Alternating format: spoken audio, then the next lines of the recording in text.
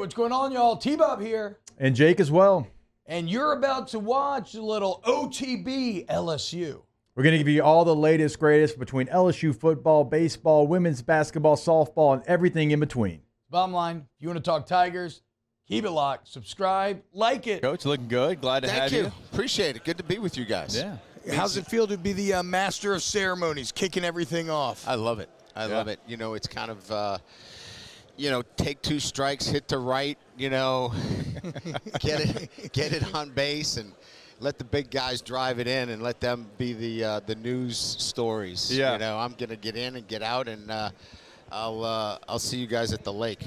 I mean, hey, you got the tan going on. Have you been at the lake? You're looking good. So we had a family trip Yeah. that was planned for a couple of years. It kept getting pushed off. Yeah. We went to the British Virgin Islands. Okay, that sounds And great. it's one place that, you're on a boat for a week. Yeah. If you put a shirt on the whole time, you're a loser. Thank you. So yes, you exactly. got to Yeah. have. Sun's out, guns out. You Guys got out, thighs Yeah. out. And look, I'm not, somebody that paparazzi's around. So I figure I could take my shirt off and There there you wouldn't go. be any That's pictures floating around Now- with this Atlas body of mine. That's right. There wasn't like maybe a shark on the boat. You didn't perhaps get completely nude with a shark or anything. Oh, did no. you? We did. Okay, we okay. did. I'm just, That will not be floating around. Hey, Coach, so look, I thought a really interesting group of players here that you're bringing to bear here at SEC Media Days, year number 3. Obviously, anytime you're in a situation of bringing the quarterback, I think that's kind of ideal, right? You have just one of the most talented players in the entire country in Harold Perkins, and then Mason Taylor at the tight end position. And, we're sitting here like this Will Campbell out there. How did you arrive at the guys that you're bringing to Media Days this week? Well, our best leader is home, and that's Will Campbell. But I think everybody knows Will Campbell. Yeah. Will's going to be a top 10 draft pick. Yep. He's the best player in college football. He's one of, if not the best player in college football. I don't know that he needs this. And he's going to continue to do what he does every single day. He's just built that way. I felt like, getting our starting quarterback in front of the media, because he's going to have to carry the load during the year, and it's LSU, and it's a heavy load. I thought this would be a good runoff for him. Mason Taylor has been overshadowed by 3 number 1 draft picks. And it's hard to get out, and he's finally out from that shadow because he is a top-notch football player, and I thought this would be a great opportunity for him to really get himself out in front, because I think so highly of him as a football player. So get his name out here, let him talk to the media, because he's going to be a great NFL player. And I've had a lot of tight ends playing the NFL that currently, and I think he's one of them. And then, of course, Harold Perkins. This is a great opportunity for us to see the man that is outside the jersey. We see the guy that's in the jersey. That's all we know him as, and really. the way he plays. Let's see him outside that jersey, because he's a 3.65 GPA. What? He is, yes. I never knew He's that. one of our top students, one of our top student athletes. He is bright. He's got a great sense of humor. And I just feel like these are the opportunities to get to know these guys outside of the realm of football. They have identities that are not just about football. So that was really how I got tight, and I think that's a great question. Yeah. How great to have Garrett Nussmeier here, though, because he's a unicorn. Quarterbacks do not wait around for their turn anymore. Certainly ones as talented as Garrett Nussmeier. And also, when he's played really well. Those guys, they go somewhere else now. But he waits his turn behind some really good quarterbacks, the Heisman Trophy winner. It's now his turn, his team, and to have him here, how cool is that? It really is a great story as we've watched this kind of develop over, the last couple of years. And look, I would say a lot of it has to do with coming up in a football family. Certainly his dad being in the business has shown him, what it's like to be patient and get the right opportunity. And look, it's not about, getting to that next location. It's about being in the right place. And I think he felt like he was in the right place, and he just needed to wait for his chance.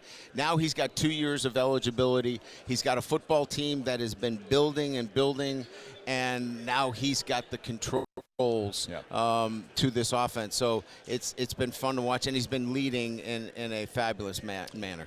Coach, if there's one thing that I've always been a fan of, right, it's these really massive stakes opening games. Now, for LSU here recently, the result hasn't been exactly what you wanted, right? And one of the most fascinating parts has been on the other side of these games, there's been some wholesale changes made that have paid huge dividends, and I've always given you all a lot of credit for avoiding like sunken cost fallacy and saying, no, look, I know we got to mix things up. What have you changed in terms of your process that you're always refining when it comes to preparing for this week one matchup and getting ready during camp to maybe have a clear picture of what you have here in week one? Yeah, I think each year is different, to be quite honest with you. You know, we're in year 3 now. Year 1, like, you know, we didn't know who our quarterback was. You know, he was trying to find himself. Right. You know, the defense was, you know, certainly putting together guys. We lose our best player in the first series. And we saw the grit and determination in year 1, right? Yeah. We came back. We end up winning the SEC. Even though we lost that game, we win the West. Yeah. The second year, we really found out that we had holes on defense. Yeah. And so as we go into year 3, I think we have a better understanding of our football team, right? We have to be more balanced on both sides of the ball. This can't be a offense-driven program and have the kind of success that we want to have. So after this year, it's been about how do we get this defense up to the capabilities that it needs to play at. So when you go into this game, you feel like, you know, going into year 3, this is about, you know, accountability, responsibility from staff all the way down to players, that now we're going to put a product on the field in year 3 that is much more balanced. Yeah, Coach, I mean, we could spend a lot of time with you. I know you got to go, but real quick, we got about 30 seconds left. The deep in the staff. We can go a little bit longer. We can go a little bit longer. The deep in the staff, we had Blake on the show. Love Blake Baker. It feels like everybody just got back to where they were when they left LSU. Blake and Corey Raymond, Bo Davis being a former player here. It feels like that has been a fast transition for that staff. I think they have. I think they've transitioned very well. Certainly, you know, the most important thing for us was the recruiting and the player development piece. And then, look, I think we all know about defense in a sense that, you know, kids want to be coached and they want to be able to play with a connection to their coordinator. And we needed that. Yeah. And they really enjoy playing for Blake. And they love playing for Bo and Corey. So, you know, and Jake as well. I mean, they all have connections with their players. And I think, you know, when we look at defense, and you can talk about schemes all you want, it's really about that connection with the players. And that's what we've been able to see early on through the spring, that there's a real solid connection. Now they got to go play, okay? Yeah. And they've got to be able to move on from last year where they were gaining experience to now. They got to go make some plays this year. And that will be the expectation. Is there a position group? Because when you look at the team, it's kind of like, There's a lot of question marks, but you like a lot of the talent that you're throwing at the wall. Is there a position group that has surprised you this offseason in terms of you're like, okay, this group is really impressing me? I think the area where everybody is, you know, obviously concerned is the defensive line. Yes. Right? But I'm going to tell you that we have got a blend of players there that are either second-year players that are going to make their mark. We have a couple of transfers that are going to impact and help us, and we have some freshmen, true freshmen. And the 3 groups together will impact what we do defensively. And I think, you know, guys like Deshaun Womack, you know, have had a great offseason. Expect him to play at a high level. I think you're going to look at a guy like Guillory, who's going to come in and eat up a lot of plays for us and play really well at the shade. Savion is going to play really well for us, playing more of a 4 technique. Okay. So guys like that have been around but now are going to get that opportunity. And then you're going to see some freshmen. Gabe Relaford, McKinley. These guys are going to be able to come in and play for us. Javion Suggs, a transfer. Gio Paez. These guys are going to be able to come in and play as well. So there's 3 levels of players that are all going to impact at different levels for us defensively. Was it kind of nice bringing in a Grand Valley State guy?